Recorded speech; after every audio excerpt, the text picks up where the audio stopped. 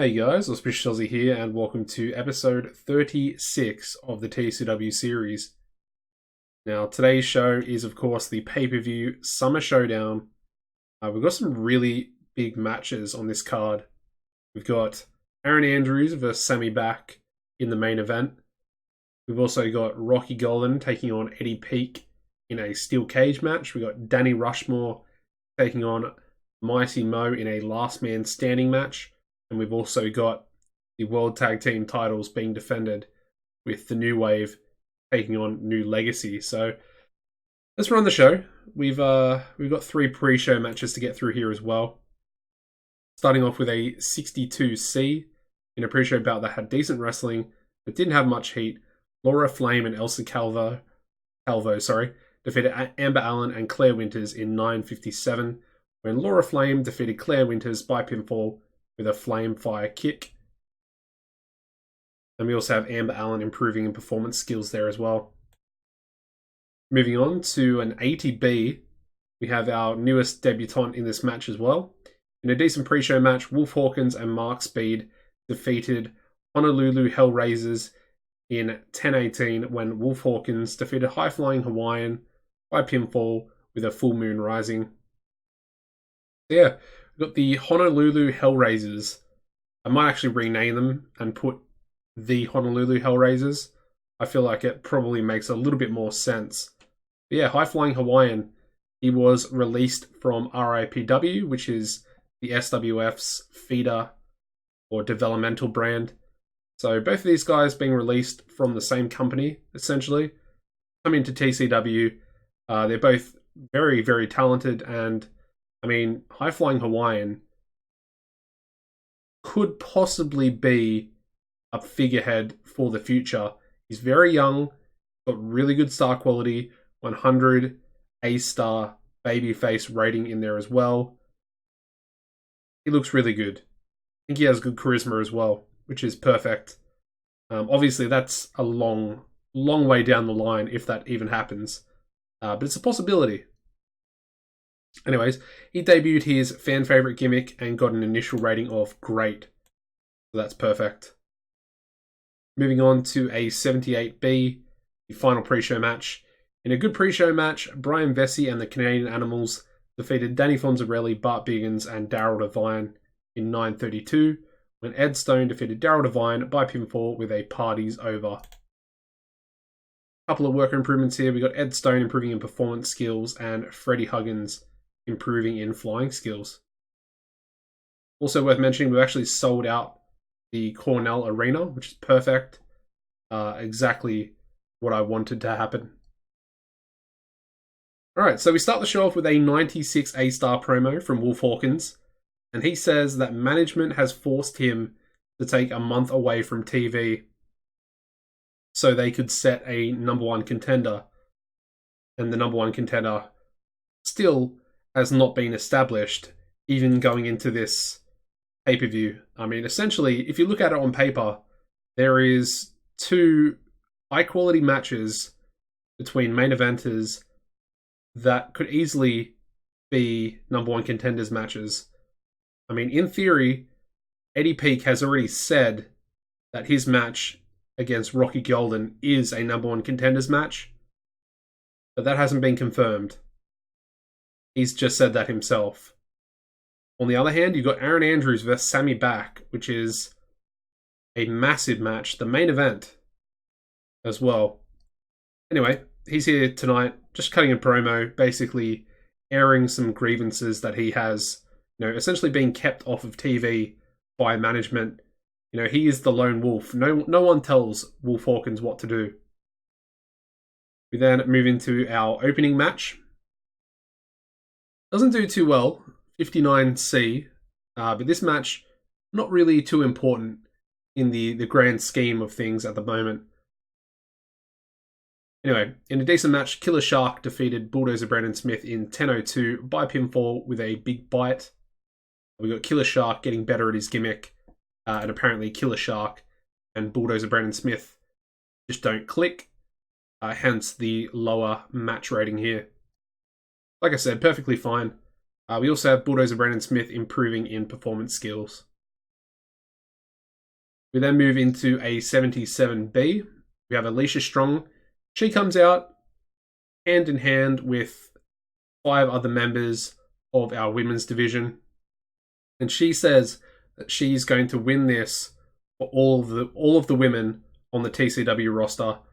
She wants to win the title, take it from the bitchy heel grasp that Lauren Easter currently has on the title. The match itself gets an 81B. Wow. Like, Alicia Strong's really good and she's really popular. But I didn't expect Lauren Easter to do that well. In about that had great wrestling and a decent reaction from the crowd, Alicia Strong defeated Lauren Easter in 11:44 by pinfall while using the ropes for leverage.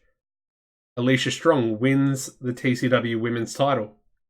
Now, the story behind this match and the sort of tainted finish, if you will, is the fact that Alicia Strong could not beat Lauren Easter.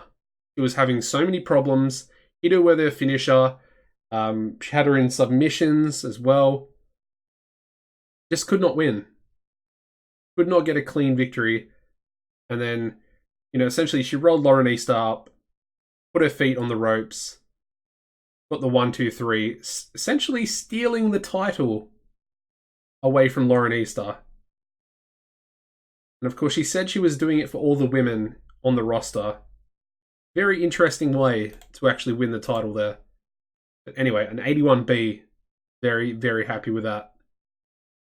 We then go into a 99A star angle with Bulldozer Brandon Smith.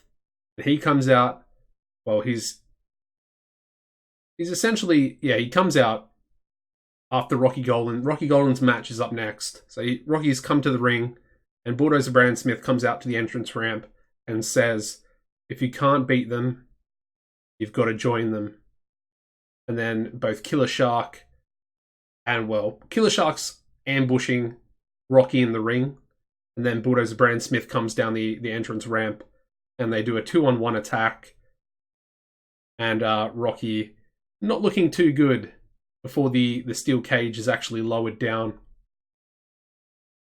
Pretty good angle there though. A 99A star. I've just realized that I think Bulldozer is a lower mid-carder, so we're going to get penalized for that, I think.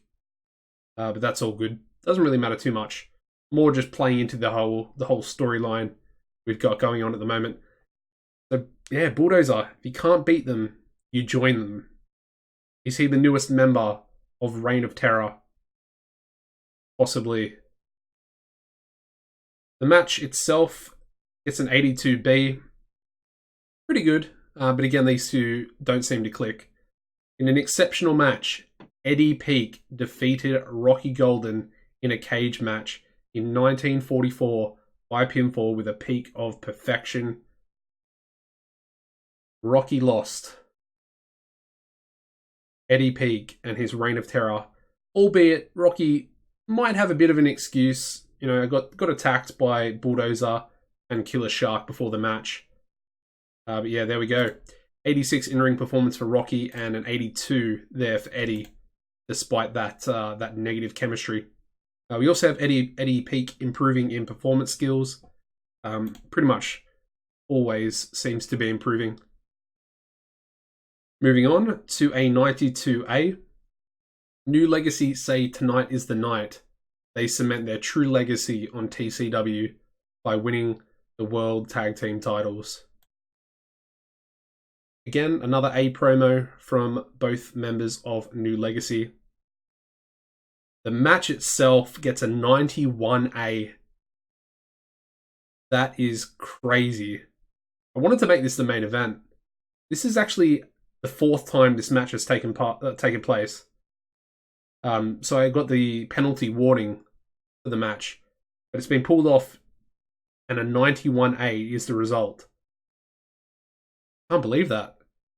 And about that had superb wrestling and great heat. New Legacy defeated the New Wave in 1934 when Jay Cord defeated Guide by pinfall with a cradle piledriver. New Legacy win the TCW World Tag Team titles. incredible. And Guide was really off his game as well. So this match could have been even better. 92 in-ring performance there from Scout, which is pretty incredible. Also a nice 86 there from Jay Cord. We also have both Scout and Guide improving in performance skills as well, which is crazy. What a great match. That was a truly, truly great match. And we have new champions. No defenses for the new wave. 6-time champions with 0 defenses on that their sixth reign. So they're not going to be happy. They're definitely not going to be happy. Of course, all the shenanigans recently with the Stronghold, Aaron Andrews getting involved, them having to try and find backup. You know, they got Sammy back, but wasn't really good enough. Well, it was because they got the win last episode. Anyway, we move on to a 94A. We have Joshua Taylor, and he feels that he's being overlooked by the rest of the TCW roster, and he wants to prove that he deserves another shot at the World Heavyweight Championship. His match does pretty well, actually. 84B+. I thought it might be a little bit worse than that, but that's perfect. In a superb match, Joshua Taylor defeated Troy Tornado in 1946 by submission with a butterfly lock. And apparently, Josh Taylor is looking very stale. Also worth mentioning that Troy Tornado had a 58 in-ring performance. That is dreadful. That is really bad. But somehow he got carried to an 84 with Joshua Taylor. Interesting.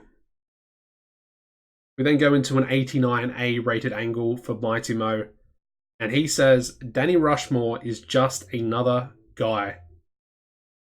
Just another guy to beat on his way to accomplishing his dream of winning the World Heavyweight Championship. So many competitors that are just vying for that top title. And I mean, realistically, the top title isn't even being... Well, the champion's not even being shown on TV at the moment. So that just goes to show how competitive the main event scene is becoming at the moment. Mighty Mo's starting to establish himself. Of course, Mark Speed last month was heavily involved as well. Anyway, let's get into the match. Okay, it doesn't do as well as I thought it might. 74B-. In a bout that had good heat and decent wrestling. Mighty Mo defeated Danny Rushmore in a last man standing match in 1605 when Danny Rushmore could not beat a 10 count following a plunging spinebuster. Yeah. Basically, think about Mighty Mo doing a plunging spinebuster off the stage or the top of the entrance ramp through tables.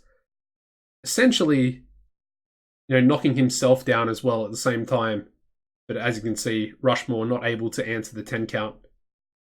We then go into a 100A star promo from Aaron Andrews.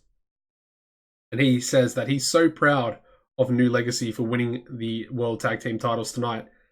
But now, it's his turn to beat Sammy back in the main event. And he, of course, wants to become the number 1 contender for Wolf Hawkins for his World Heavyweight title. So yeah, the match itself, that's interesting. I think it went too long. 81B, which is pretty bad. Should have made the tag team match the main event. But it definitely went too long. 30 minutes is too long for these guys. In an exceptional match, Aaron Andrews defeated Sammy back in 30 minutes 29 seconds by pinfall with a flying body press.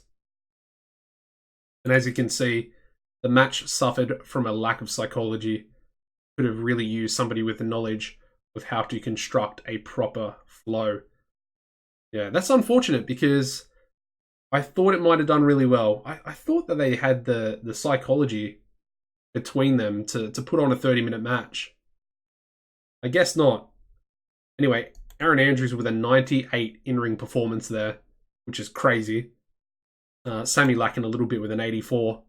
But they also have good chemistry, which I thought would push the match just that little bit more into the A's. Anyway, Still a really good show. I'm really happy with it. We get a 78B for the overall show rating. Again, increasing popularity in Canada. I think we might actually be up to a 65C in Canada, which would be great. But again, no increase for the United States. Need to do some worker praising. Elsa Calvo, I rejected a pay rise increase from her. She essentially wanted a double wage. And, I mean, she hasn't done anything, so... Yeah. Apart from that, I guess I kind of want to praise Scout. Scout and I think J Cord. So we'll go with those two. Praise both of them. We'll praise all three of these, really. And there we go. Now, one other thing I want to try and do before we end the episode here. I want to try and make a... Oh, and I also needed to show you this. Yeah, it happened. Rocky Golden leaves TCW. Guess who he signed with? The SWF. Yeah. I mean, good to see that his popularity did drop a little bit from that match against Eddie Peak. Oh, so heartbreaking. It really is so heartbreaking. We've just lost our figurehead. Basically, I offered him about 70, I think it was, I think I went up to 80,000 per month with like a 60,000 sign-on bonus, a 10-year contract, 20% per event, only used for A shows and above. All those things, and he still chose to go to SWF. Basically, he did it because I think they're still a national company, whereas ourselves and US Pro are cult companies at the moment. So I think that's why he still continuously was rejecting the contract offers or the negotiations that I was making with him. So he's gone. His final match will be that match against Eddie Peak. Who knows? Maybe one day we'll be able to bring him back. I mean, I think he's on like a 3 or 4 year contract, so have to wait and see. Anyway, it's a bit of a nothing message there. The pay-per-view buy rate getting a 0.54, which I think is it's about the same. I think that B rating for the overall shows gets about that sort of pay-per-view buy rate, which is perfectly fine. We've got Mighty Mo with an opinion. High Flying Hawaiian is a star in the making. He could make us some serious money in the future. I would have to agree. I'll show you his profile here. As you can see, 94A star quality, 74B minus charisma, 97A star babyface. I mean, obviously that'll naturally probably go to 100 A star. The star quality, very close to what we want it to be. There are a couple of things that we could do to aid in that, and that would be to up his weight class. We could also give him steroids, but I probably don't want to be doing that. But yeah, definitely could be a figurehead for us in the future. But anyway, good to see Mighty Mo coming in with a strong opinion there. And then, of course, I mentioned Sean McFly. Still got like the 8 months away. And his contract is going to run out with North of the Border. So he's going to be available. And I think we need to try and bring him in. Also, I forgot to renegotiate for Chance Fortune. So, yeah, his contract did run out, but we've brought him straight back in anyway. And another thing I need to mention is I had to change the show date from a Sunday to the Friday because Rocky Golan's contract was running out. So we've got a few days here. I'm going to advance to the end of the month. I want to have a look at the profit we have made. And then we're going to do one more thing before the end of the episode. Pay rise request here from Eddie Peak. I want to have a look at his popularity.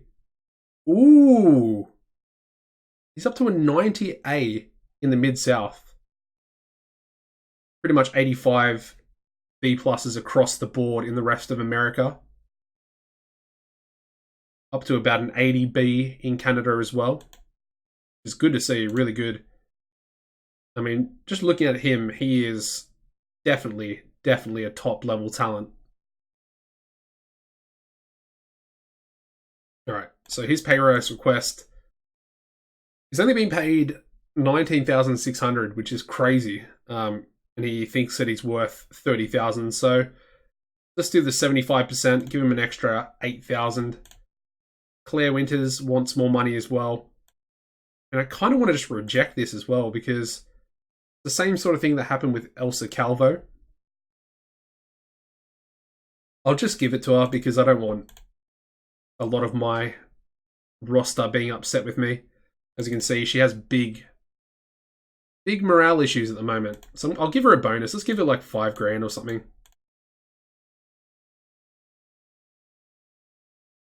There we go. She's pleased now. Perfect. All right, we still got one more day to go, so I'll advance the 1 day. I just want to see the profit. Does actually look pretty healthy at the moment.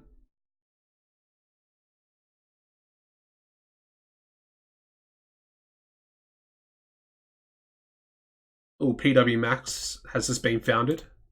Interesting. Okay, the profit's lower. Now, did that take into account...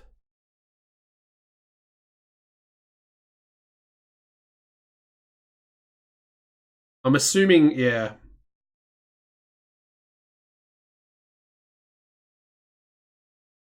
I'm assuming that that was the arena cost. I'm thinking without that arena cost, if it was about the same level of MISC expenditure, I think we would have made about just over $1 million, which we did back here anyway, which is interesting. But yeah, as you can see, the ticket sales were up a little bit.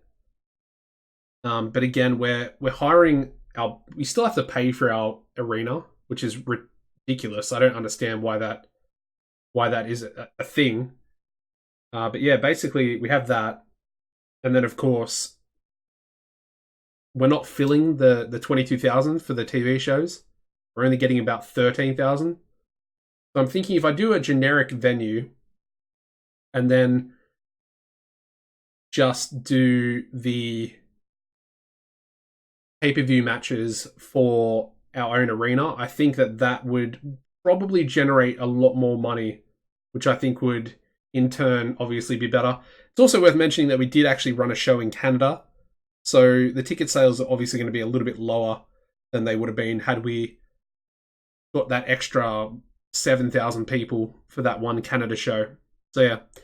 Anyway, last thing I want to do is, well, first of all, I want to change this back from Friday back to Sunday.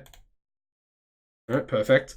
I want to look at getting an alliance. Not an alliance, sorry, a relationship.